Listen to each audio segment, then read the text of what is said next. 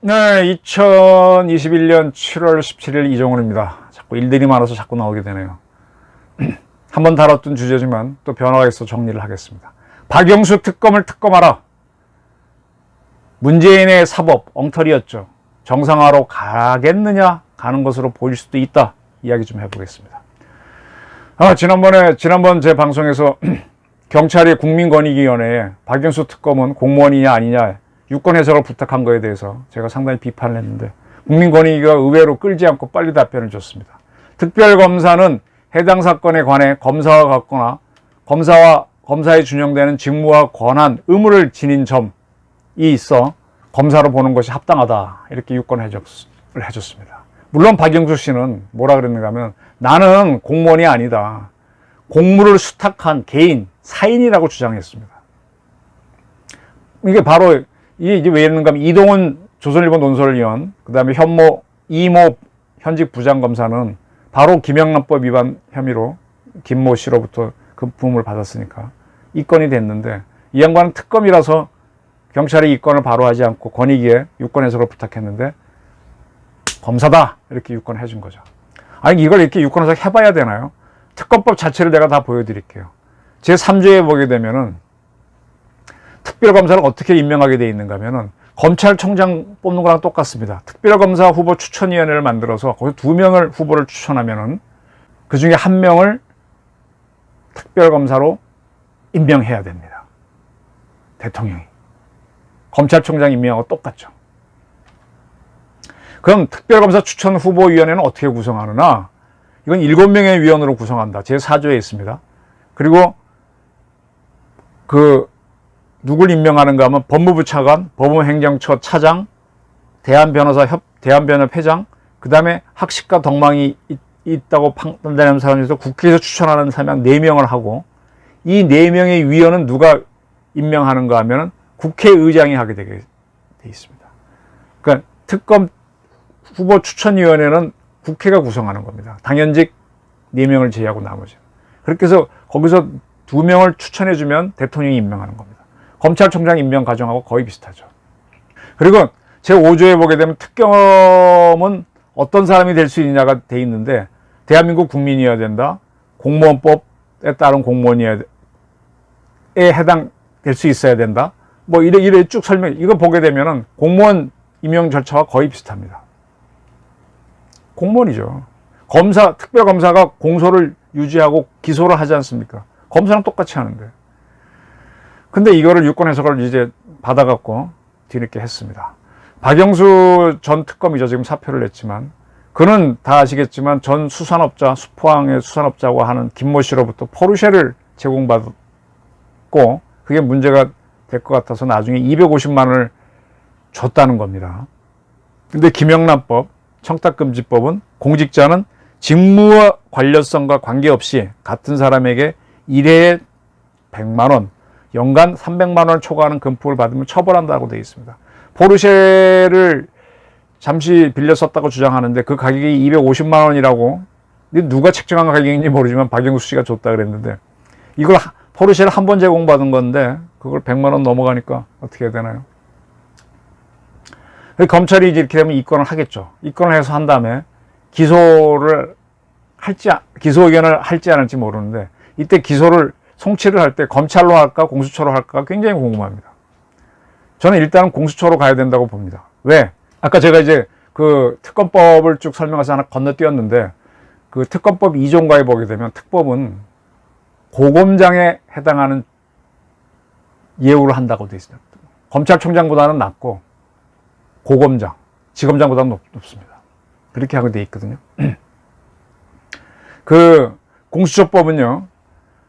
누구누구를 수사할 수 있느냐에 대해서 2조에 고위공직자라고 이제 밝혀놓고 어떤 고위공직자냐라는 거에 대해서 정의를 해놨는데 2조 1항에 보면 대통령, 국회의장, 국회의원, 대법원장, 대법관, 헌재소장, 헌법재판관 쭉 이렇게 해놨습니다.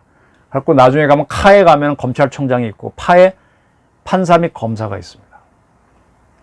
검사는 고위공직자 수사처가 수사하도록 돼 있습니다. 근데 특검을 하라는 내용은 없어요. 근데 특검은 국민권익위원회에서 검사다라고 판단해 줬는데, 특검은 고검장급이라고 해줬거든요. 고검장은 당연히 공수처법에 따르면 수사 대상이 됩니다. 그래서 어떻게 될까 궁금한데, 권익위가 공무원으로 판결해 줬으니까, 검사를 해줬으니까 아마 공수처한테 넘길 거다라고 봅니다. 근데 여기서 주목할 거는 아까 제가 드린 건 김영란법이고요. 만약에 김 씨가 포르쉐를 제공한 것이 대가를 바라거나 직무 관련이 있다라고 경찰이 판단하면, 공수처가 판단하면 사건이 커지죠. 뇌물이 되는 거죠. 그러나 경찰은 그 부담을 피하기 위해서 김영란법 위반으로만 송치할 수도 있죠. 근데 문제는 말입니다. 현직 부장검사도 김 씨로부터 수천만 원 상당의 금품을 받았는데, 이 현직 검사를 김 씨에게 소개한 사람이 바로 박영수입니다. 근데 현재까지는 경찰은 이 현역 검사에 대해서는 뇌물 사건을 수사를 안 하고 있어요. 이게 왜 문제가 되는가 하면, 박근혜 대통령이 잡혀 들어갈 때 미르재단 등의 재벌 기업들이 출연했죠. 그거를 특검에서, 그래서 재판부도 인정했지만 뇌물로 판단했습니다. 포르쉐는 박영수 씨의 말에 따르면 부인한테 자기 가족한테 간 거라 그랬고, 미르재단 등에 간 거는 박근혜 개인이 아닌 재단에 간 겁니다. 근데 이걸 뇌물로 봤는데 저건 뇌물이 아닌가요? 이제 심각한 법리 논쟁이 벌어질 겁니다. 그리고 지금 경찰은 계속 수사권 독립을 요구했고, 문재인 정권은 그게 옳다고 봐서 검경 수사권 조정을 통해서 경찰이 직접 수사를 하라. 그러면 경찰이 제대로 움직여야 되죠. 그래서 지난번 LH 사건 때도 경찰이 수사를 제대로 못할 거다라는 우려가 많아서 지금까지 어쩌고 하고 지켜보고 있습니다. 한 거를. 근데 이번에 부장검사에 대해서 이 건을 제대로 안 한다, 뇌물죄를 안 한다 그러면 이건 경찰한테 수사권을 주는 문제가 되는 거죠, 앞으로. 이건 민중의 지팡이 아닌 민중의 몽둥이, 정권의 개가 되는 그런 경찰이니까 문제가 되는 거죠. 그래서 이건 굉장히 주목해서 봐야 될 대목입니다. 만약에 이 부장검사한테 박 특검이 이 김 씨를 소개했는데 그 대가로 포르쉐를 받았다면 알선해주고 재물을 받았으니까 알선 수뢰가 되겠네요. 죄가 복잡해집니다. 그래서 이 사건이 그냥 넘어갈 수가 없습니다. 어떻게 하든 간에 공수처가 하든, 또는 뭐 공수처가 못하겠다 그래서 뭐 검찰이 하든, 검찰은 안 하겠죠.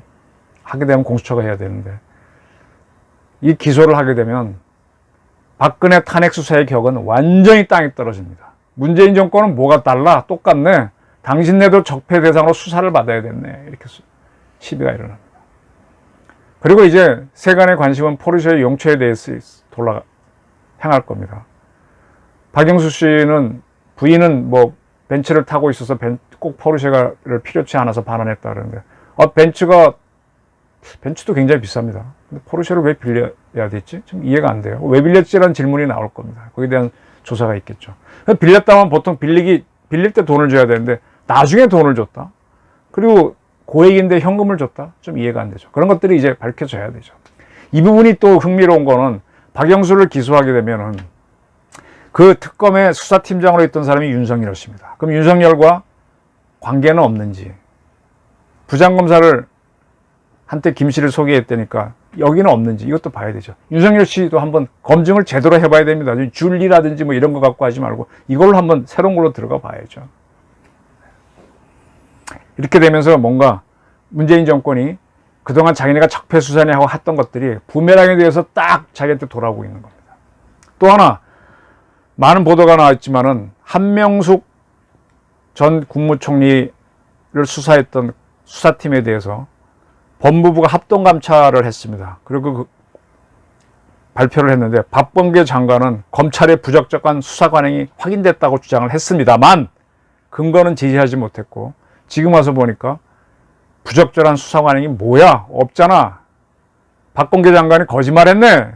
이렇게 되고 있습니다. 지난 3월 박범계 씨가 한명숙 수사팀에 대한 합동감찰을 지시했죠. 어떻게 하든 한명숙에 대한 수사를 흠집내자고 하긴 의도였죠. 합동감찰이 시작되자 한동수 대검감찰부장과 이문정 감찰정책연구관은 신응석 검사와 어미중 검사에 대한 검찰총장의 경고 처분을 요청했어요. 이 수사팀 검사들이었죠. 이에 대해 대검감찰부에 있는 검사들이 반대했어요. 부장이 요구한 것에 대해서.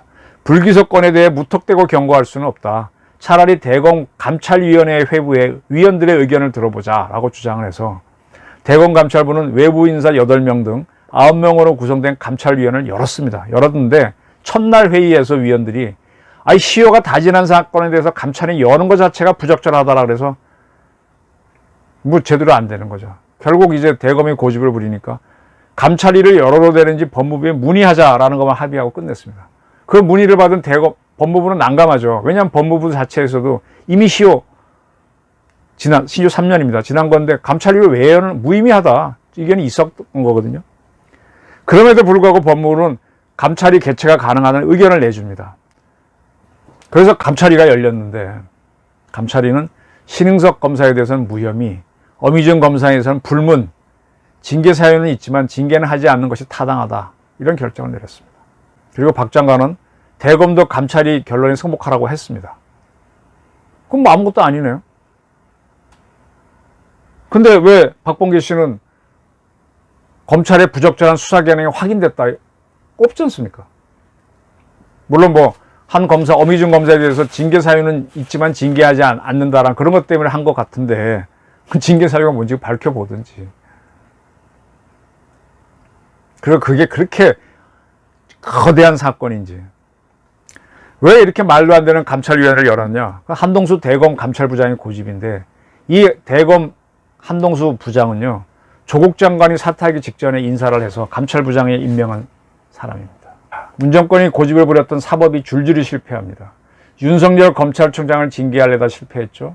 이동재 채널A 기자를 기소했는데 무죄가 나왔죠. 또 징용공들에 대해서 개별 배상을 해야 된다고 주장해갖고 그걸 한 번은 이겼지만 이번에 서울민사지법원에서는 또 패소가 나왔습니다. 사법이라고 하는 거는요, 사람한테는 정의가 있잖아요. 개돼지한테는 정의라는 게 없지 않습니까? 그죠? 우리는 옳고 그름을 따지고 이렇게 하는 건데. 그렇게 사법은 공정해야 됩니다. 근데 문재인 정권의 사법은 자기네 이념에 맞는 쪽으로만 갔거든요. 보편적인 정의가 아닌. 그 문재인 정권의 그러한 이념에 눌렸던 사법이 이제 점점 옳은 판단으로 가고 있습니다.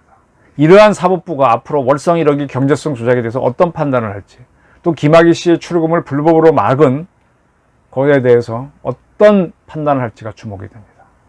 여기에서도 유죄가 나온다면 문재인 씨에 대해서 수사와 재판이 갈 겁니다. 대통령이라도 법 앞에서는 평등입니다.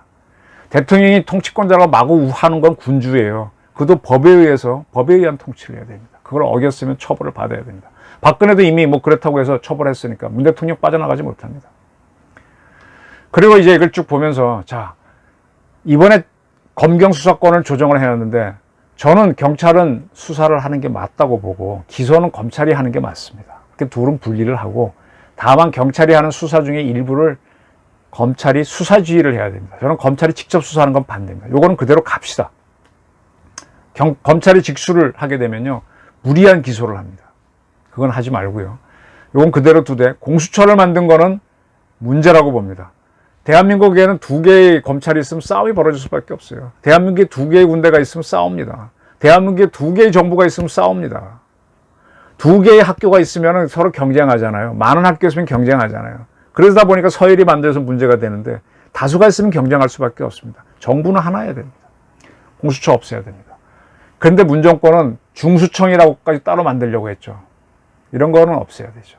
근데 다음 내년 3월 선거에서 야당 후보가 대통령이 당선된다고 하더라도 공수처를 없애지 못할 것 같아요. 왜냐? 180석이 민주당이기 때문에. 그럼 공수처를 둬야 되는데 저는 이때 공수처가 진짜 공정하게 해서 문재인 정권의 적폐를 수사하게 하는 건 좋겠다는 생각을 합니다. 공수처가 뭘 수사해야 될지 대통령부터 판검사까지 다 하게 돼 있으니까 수사하면 되죠. 그리고 검찰은 6대 범죄만 수사하게 돼 있지만 공수처는 그런 제한도 없으니까 다 수사하게 하면서 한번 활용하고 난 다음에 그 다음에 총선에서 구성원 변화가 있으면 그때 공수처를 없애든지 해야 되죠. 악법을 정비해야 됩니다. 그리고 지금 문재인 정권이 지금 사법이 처음엔 자기 의도대로 가다가 지금 안 되고 자기 스스로 모순에 빠진 건 자업자득입니다. 자업자득입니다. 악법을 정비하는 거는 민주당이 워낙 다수라서 국회에서 다수라서 당장은 못하겠지만 언젠간 해야 됩니다. 자, 이제 대한민국이 제대로 된 사회로 갑시다. 특검, 박영수 특검을 특검하고 공수처를 만든 문재인 정권은 공수처로 수사할 준비를 하면서 가야 합니다. 어느 누구도 대통령조차도 법 위에 있을 수는 없습니다. 문재인 정권의 사법 모순이 점점 커져가고 있습니다. 감사합니다.